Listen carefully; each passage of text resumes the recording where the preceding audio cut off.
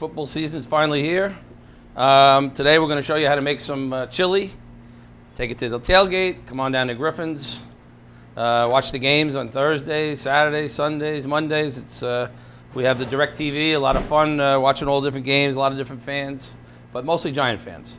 Anyway, let's get started with the chili. I'm just first going to go over the ingredients that we have. This makes for about 6 people. The chili: 2 pounds of ground beef, 8-ounce can of chopped tomato, a pound or so of kidney beans, and 1 Spanish onion, a couple cloves of garlic, and then all the different spices that really make chili what chili is, and it's all up to individual taste.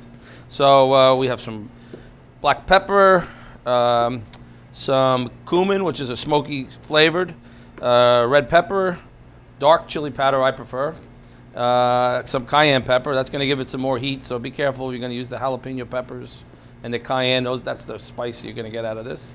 And I use a little bit of sweetener, honey I prefer.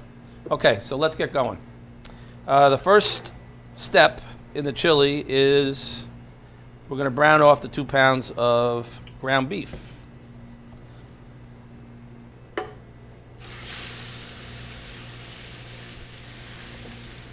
Okay, guys, now we're browning the ground beef. As we're doing this, only takes a couple minutes. Chili is one of those things. Really up to the individual how you like it, spicy or not. And then these ingredients also, if the people that are vegetarians, there's all different kinds of beans you can use. You could do like a vegetarian chili with the pinto beans, kidney beans, black beans, and basically these ingredients, and just minus the beef. So you could start, when I show you that step, we'll start with the vegetables and everything, then you can just add the beans. So that's an alternative to the meat. It takes about 2-3 minutes. Okay, now take this off the heat, strain it in a strainer.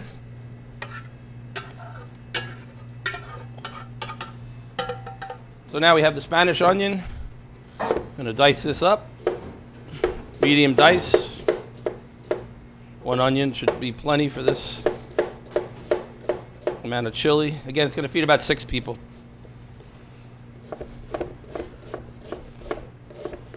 Obviously, you can make, double the recipe up. Chili lasts forever, so. Okay. So now, even using the same pan, doesn't matter. Just add a little bit more oil. And we add the minced onion.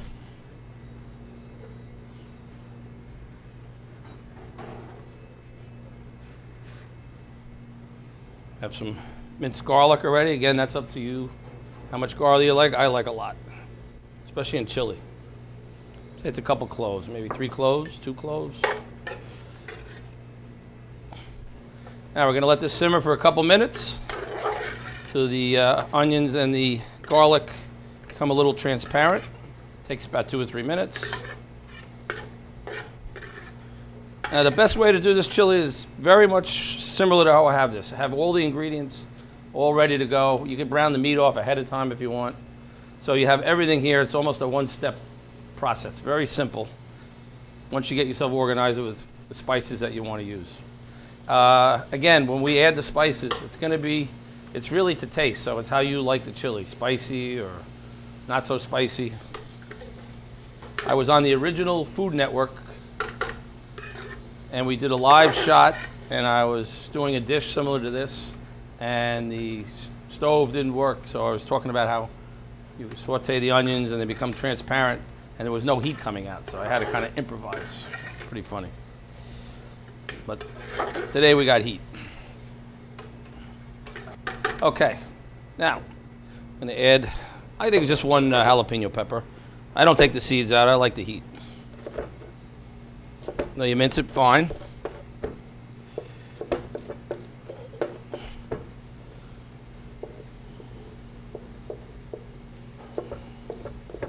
And there's all different kinds of peppers you can get. They have great variety of peppers now in the supermarkets, so you can even have a spicier than a jalapeno. All right. Here's the heat. You're going to let that blend in with the, marry itself with the onions and the garlic. Again, a couple more minutes. That brings out the flavor. The heat will bring out the flavor of the jalapenos. And the heat, too. See, some people like to kill you with the chili, but I think there's a fine balance. You want it to be spicy enough, but not overbearing where it's enjoyable to most people to eat. We do a lot of tailgating down at Giant Stadium. I'd have to say chili is one of the more popular dishes that people bring, and everybody's got their own version. This is pretty much a basic, simple recipe. Okay, so we got the onions and the garlic and the jalapeno peppers sauteing. They're almost translucent. And next step would be to add the crushed tomato. Again, you want to get that in there, get it going. Bring the flavors out. Okay, now that we added the crushed tomato, we're going to add some of that crushed red pepper. Again, we got a lot of spice going on here, but it's all up to the individual. So there's a little bit of red pepper. We got the jalapenos still to add in there, and the cayenne pepper also, which I like to finish it off with. Okay, so now that we have the crushed tomatoes, the onions, the garlic, the jalapeno simmering pretty good over here, we're going to add the chopped ground beef back into the mixture.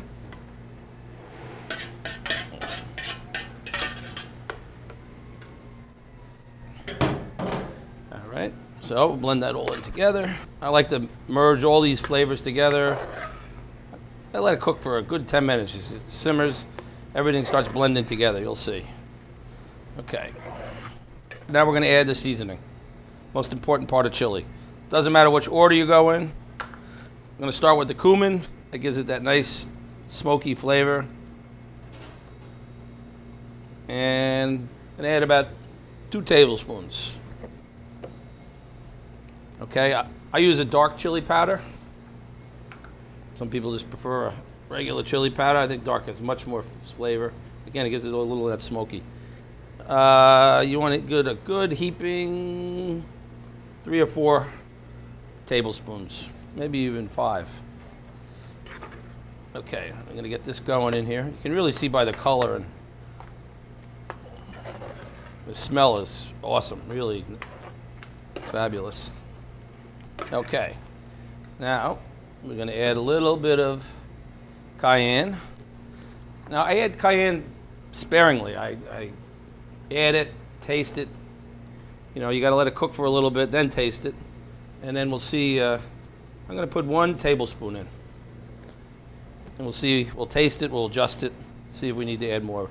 You got to let it cook when you get these herbs, spices in there so they equally distribute. That's kind of the key, especially when you're going to taste it. All right. So I taste it before I add the kidney beans and then after. And the reason why, this is going to give its true flavor. The kidney beans soak up a lot of the flavor. So you have to re-season after you add the kidney beans. But I like to get this original flavor going before I add the kidney beans. All right. Take a little spoon. Give it a little taste test there.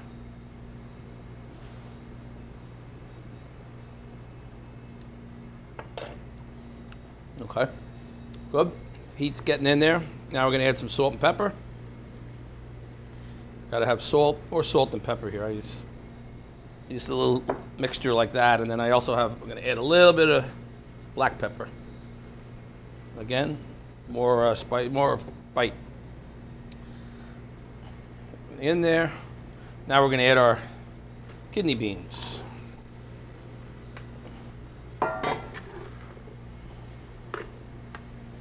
Now you gotta let these, maybe another 10 minutes.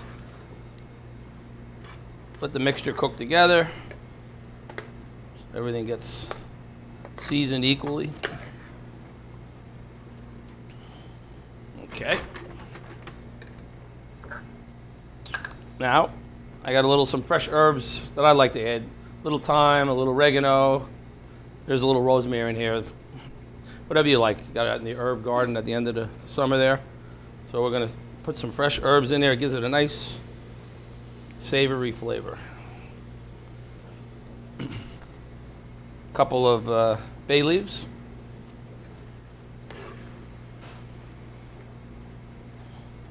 Bay leaves give it that earthy flavor. Those are the beans and stuff.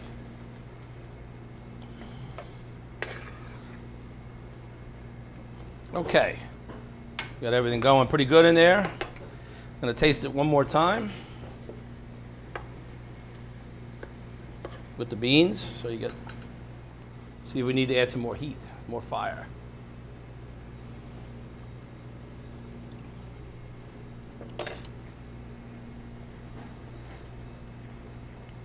That's pretty good. I might add a little bit more chili powder. And you'll see when you make the chili, the next day it's really the best. You really should make it the day before, but it tastes so much better the next day. But I'm going to add a little more chili powder. I think it's hot enough. I give it around a 3 or 4 alarmer. 3 or 4 alarmer.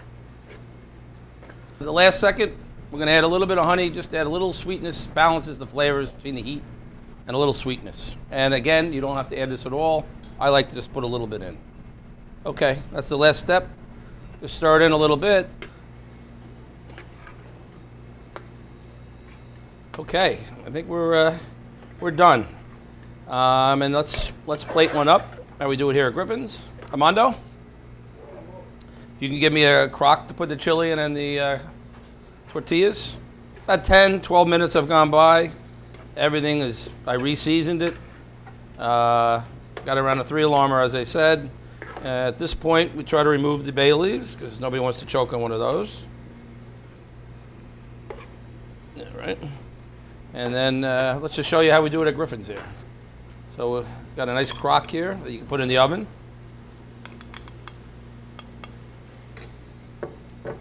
Nice piece of sharp Vermont cheddar. That. Put it in the oven, let it melt. Okay, guys, this is the finished product at Griffins. A little scallions, some melted sharp Vermont cheddar, and a couple of fried tortillas on top. Gives it a nice crunch, gives it a good look, and that's Griffins chili.